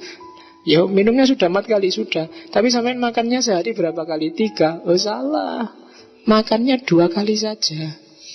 Penjelasan selanjutnya, 2 kali, ya sudah pulang. Gitu. Begitu pulang makan 2 kali seminggu, lu kok ndak langsing lagi kamu. Nanti dia nyari lagi, tidurnya jam berapa? Jam 9, salah. Tidurnya harus jam 12 ke atas. Jadi mbok kamu datang 20 kali, balik ya tetap yang salah dirimu. Bukan obatnya yang nggak bisa melangsingkan. Itu namanya infinite regress. Jadi butuh alasan terus menerus. Begitu kamu bohong sekali, dikejar terus, kan kamu butuh alasan terus. Mohon maaf Pak, tadi telat karena motor saya bannya kembos Pak. Oh, terpaksa saya harus naik bis, Pak. Ya sudah, tapi kok tetap telat, sudah naik bis. Bisnya mogok juga, Pak. Karena itu ya akhirnya tetap telat. Lah bisnya mogok kok tetap kamu naik ya, Pak. Sudah saya ganti bis, Pak, tapi bis selanjutnya juga gitu juga, Pak. Terus kamu akan bikin kebohongan-kebohongan. Infinite regress. Tentang Tuhan kan juga begitu. Kok aku ini sengsara? Katanya Tuhan itu penyayang. Ah, bukan. Tidak selalu kok Tuhan itu ngasih musibah itu untuk musibah. Kadang-kadang ujian. Tenang aja. Orang diuji itu berarti mau naik kelas. Dan kamu sabar terus. Ini kapan naik kelasnya, Pak? Sudah bertahun-tahun aku susah ini. Kan? Loh, yang sabar aja. Orang sabar itu akan nemu kemuliaan. Kamu tunggu sampai mati ya, nanti kiaimu bilang, alhamdulillah kamu ahli surga ini nanti. Jadi tidak ada habisnya. Karena kebenaran ini dianggap final, butuh penjelasan lagi. Itu yang pertama. Yang kedua, yaitu tadi, biasanya kamu jatuh dalam lingkaran setan logika. Kamu terpaksa harus merasionalkan apapun. Ilmu kalam lah. Ilmu kalam itu kan lingkaran setan logis tentang agama. Dijelaskan. Besok kita bisa lihat Allah enggak? Debat enggak karu-karuan. Ya enggak mungkin bisa lah. Allah itu kan gaib, non fisik. Sementara mata ini fisik. Enggak bisa lihat Allah yang satu. Allah itu kan maha kuasa. Mata ini lihat Allah apa susahnya? Allah kan bisa mengejawantah diri jadi fisik. Lah, tidak bisa. Kalau Allah jadi fisik, dia turun derajatnya. Nanti ada yang serupa dengan Allah. Diskusi tidak karu-karuan. Padahal tidak jelas besok kayak gimana. Seolah-olah serius akan bisa lihat apa tidak bisa lihat. Padahal itu cuma kira-kiranya logika. Dan bisa bunuh-bunuhan gara-gara itu kan. Quran itu kodim apa makhluk? Itu kan metafisik. Tapi kan zaman itu Quran kodim apa makhluk itu kan bisa membunuh ratusan ulama. Mihnahnya Mu'tazilah. Itu sebenarnya lingkaran setan logika aja. Tergantung cara mikirnya. Apakah yang dimaksud Quran itu yang cetakan Surabaya apa Semarang itu, apa kalamullahnya, apa yang wahyu diterima Nabi yang ditulis, apa yang mana kan tidak jelas. Tapi kan pokoknya ditanya, Quran makhluk apa kodim? Yang jawab makhluk disiksa, yang jawab makhluk diterima, yang jawab kodim disiksa, zaman Mu'tazilah. Dan yang terakhir, biasanya kalau sudah putus asa, orang yang ngomong kebenaran mutlak, kebenaran akhir itu, jalan paling akhir adalah dogmatisme. Dah, nggak usah banyak cerewet, diterima aja. Dogmatis. Nggak usah banyak tanya. Ini agama, basisnya iman, jangan cerewet. Mau percaya monggo, nggak mau percaya monggo. Cuma kalau nggak mau percaya, ya siap-siap besok dipanggang di neraka kamu. Dogmatis. Jadi jawaban terakhir, kalau sudah bingung, logika nggak jalan, argumennya habis, didebat terus oleh orang-orang agnostik, terus terakhir jalan keluar dogmatis. Minna wa minhum lana amaluna walakum amalukum. Jawabannya tetap tidak ada. Itu yang bikin orang-orang agnostik tidak puas. Agama selalu begitu. Kalau tidak infinite regress, bulat atau dogmatis. Kalau dikejar pakai rasio. Oke, udah 9:30. Tak loncati ke ini aja. Russell nulis buku Why I'm Not Christian, yang nanti menginspirasi Ibnu Warraq nulis Why I'm Not a Muslim. Nanti ada juga buku yang judulnya Why I'm Not Theist. Semuanya diinspirasi oleh Russell. Katanya Russell, dia juga ngaku seorang agnostik. Religion is something left over from the infancy of our intelligence. It will fade away as we adopt reason and science as our guidelines. Agama itu adalah sesuatu yang tersisa dari infansi itu bayi, dari masa kecil, dari balitanya akal kita. Ketika akal kita belum terlalu lengkap, ketika kita belum terlalu bisa mikir, kan orang-orang sekelilingmu terus menanamkan yang namanya agama. Harusnya, katanya Russell, perlahan-lahan dia tersingkirkan dan hilang saat kita mengadopsi akal dan ilmu pengetahuan. Katanya Russell ya. Semakin cerdas orang, semakin pinter orang, semakin kecil perannya agama. Kalau nggak percaya, ceklah dirimu sendiri. Berapa persen Allah dan agama bermain dalam hidupmu? Tinggal kamu hitung. Kalau kamu HP-nan, WA-nan, Facebook-an, Allah ikut main apa enggak? Agama ikut main apa enggak? Kalau kamu lagi kuliah, lagi ngantuk-ngantuk dengerin dosen ceramah, itu Allah ikut main apa enggak? Kalau bahkan kamu ngaji kayak gini, tadi kepikiran ngajak Allah enggak? Ke sini. Wah, aku di sini bareng Allah loh. Ada enggak pikiran kayak gitu? Padahal ini rumahnya Allah loh. Kamu pakai ngerasani Allah sejak tadi dan dia enggak kamu sapa sama sekali. Berapa persen Allah terlibat? Semakin kamu menguasai segala hal di sekelilingmu, biasanya agama Tuhan semakin tersisihkan. Kalau semakin sedikit kamu menguasai lingkungan sekelilingmu, semakin agama terlibat. Zaman dulu sampai pohon aja disembah, laut disembah. Kenapa? Tidak berdaya menghadapi laut, tidak berdaya menghadapi pohon. Tapi semakin pinter, semakin berkembang sains, semakin kecil peran spiritualitas. Nah, itu menurut Russell masuk akal. Karena dia akan fade away. Kamu boleh bilang, enggak pak, saya enggak sekuler pak, agama selalu ada dalam hidupku. Iya loh, kata-katamu. Tapi dalam prakteknya, kamu sebenarnya agama itu selalu ketinggalan. Tuhan itu selalu nyisip di mana enggak tahu. Kamu melakukan apapun, Allah jarang ikut kan? Ya ikutnya kalau sholat aja kadang-kadang Allah enggak ada sama sekali. Kamu Allahu Akbar, Bismillahirrahmanirrahim sampai salam itu loh, enggak ada Allahnya sama sekali. Yang ada pulsanya habis lah, makalah belum bikin lah, kapan tesis ini jadilah, kapan pikir macam-macam. Bimbingan dosennya nesu terus ke piye. Allah nggak ada sama sekali sholat itu. Jadi agama semakin tersisih. Itu konsep pertama dari Russell. Dan ini prinsip pertamanya kelompok agnostik. Ini sindirannya Mark Twain pada orang beragama. Luang sudah jelas kayak gitu loh. Kok masih banyak sih orang yang masih fanatik dalam agama? Katanya Mark Twain, it is easier to fool people than to convince them that they have been fooled.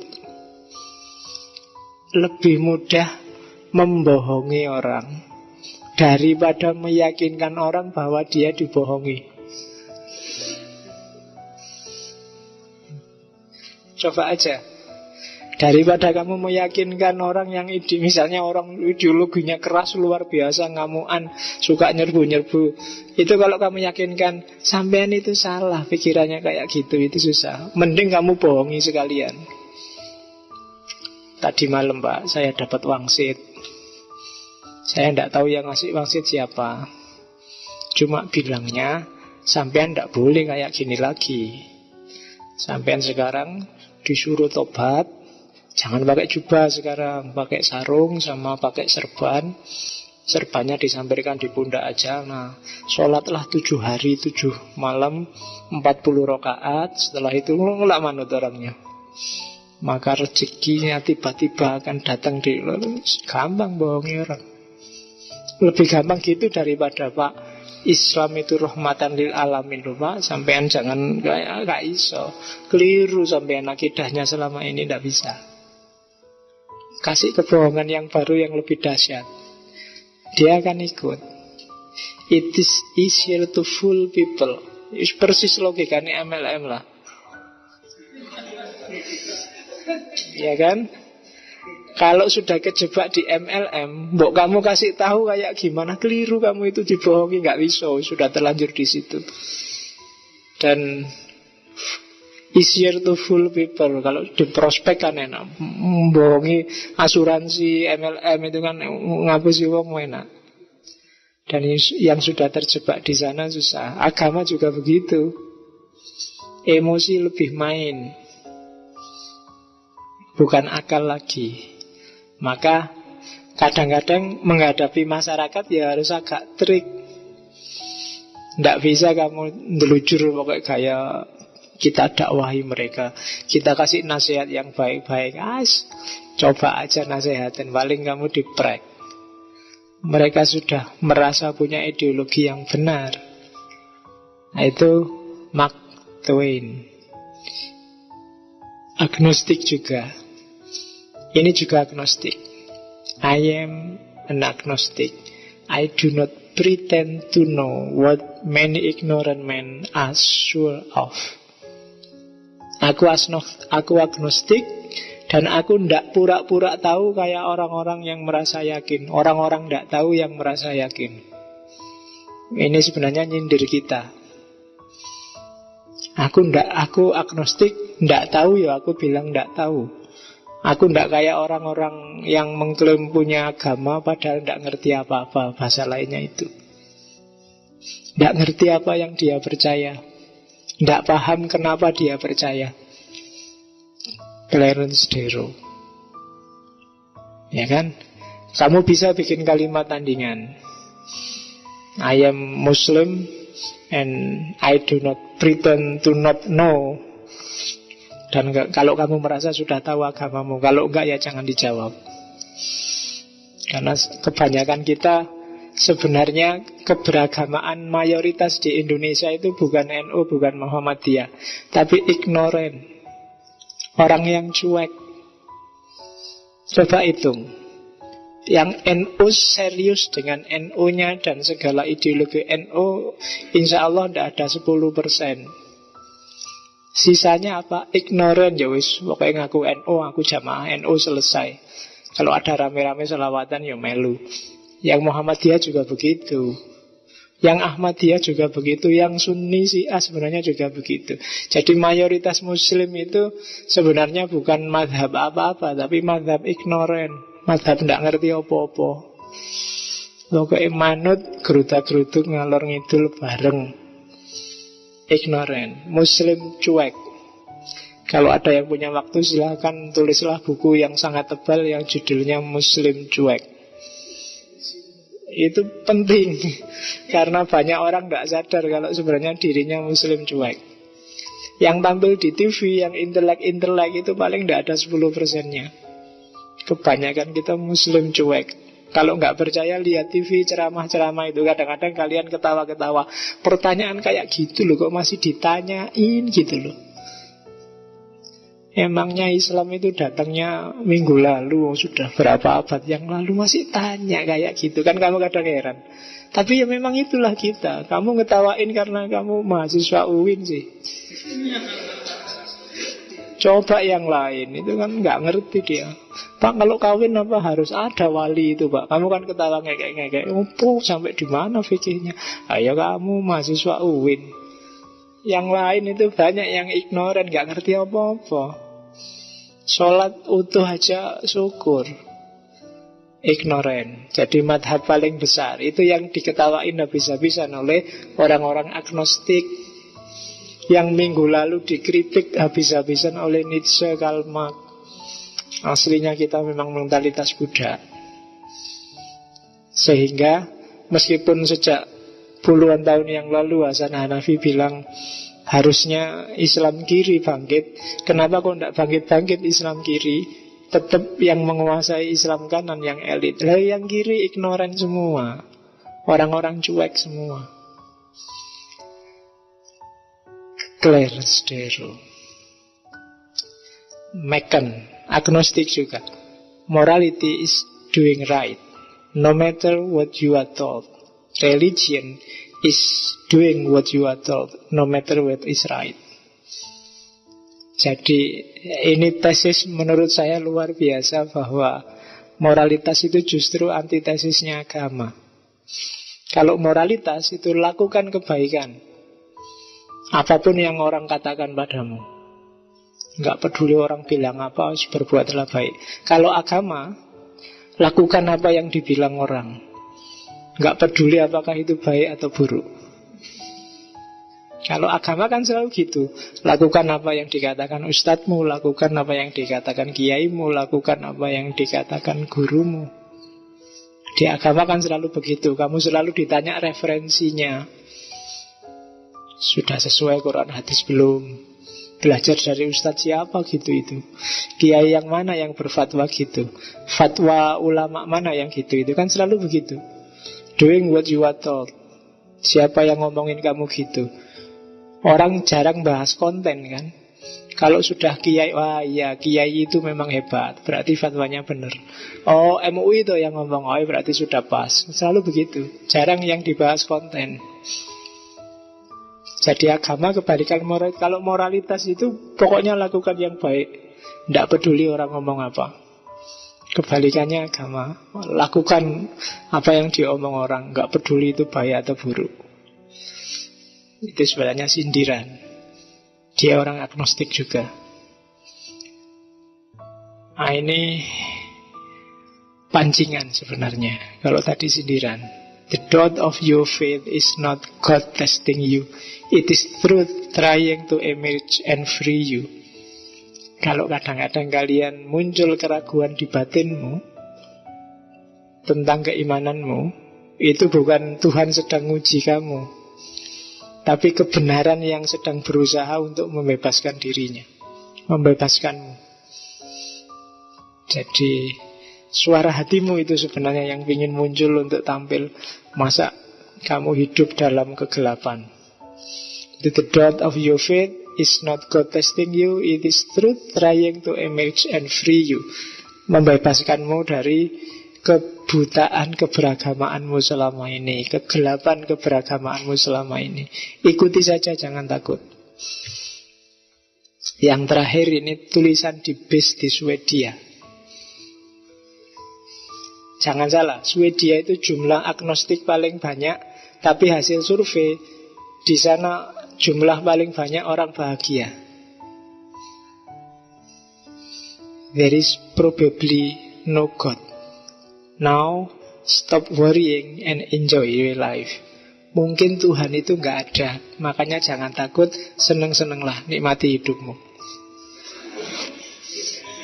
Ya, itu prinsipnya orang agnostik.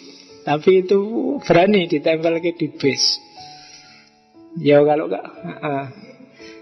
kalau berani motormu tempel no stiker kayak gitu.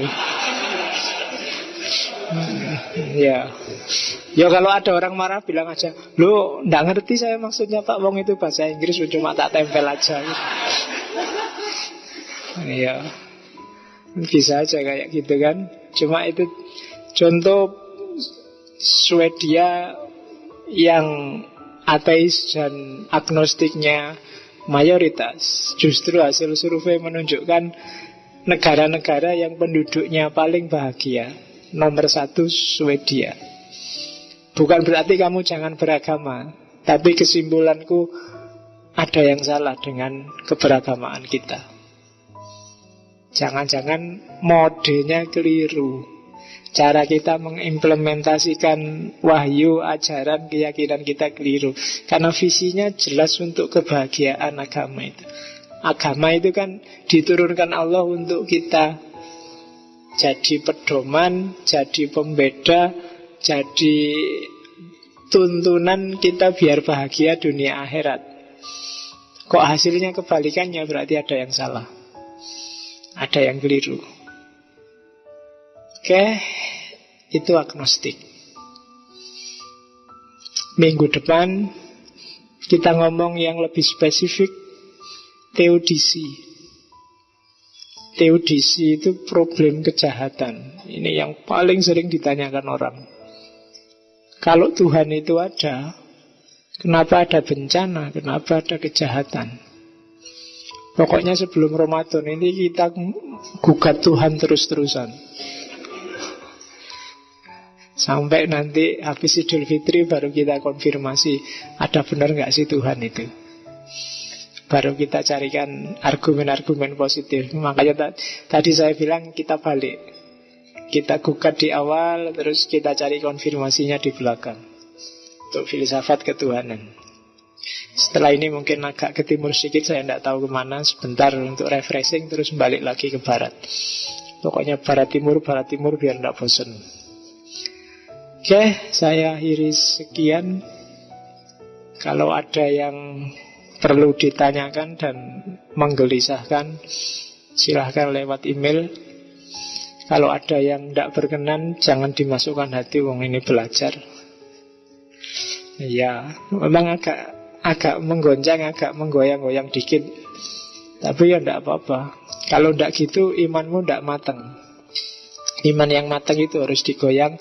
Syukur-syukur kamu serius kayak tadi, biar nggak kesimpulan akhirnya sama, sudah belajar juga tetap masuk kelompok beragama yang cuek, yang jumlahnya lebih 80% kalau di Indonesia. Semoga kamu nggak jadi anggotanya. Oke, saya akhiri sekian. Wallahul muwaffiq, wallahu a'lam bishawab, wal afu minkum, wassalamualaikum warahmatullahi wabarakatuh.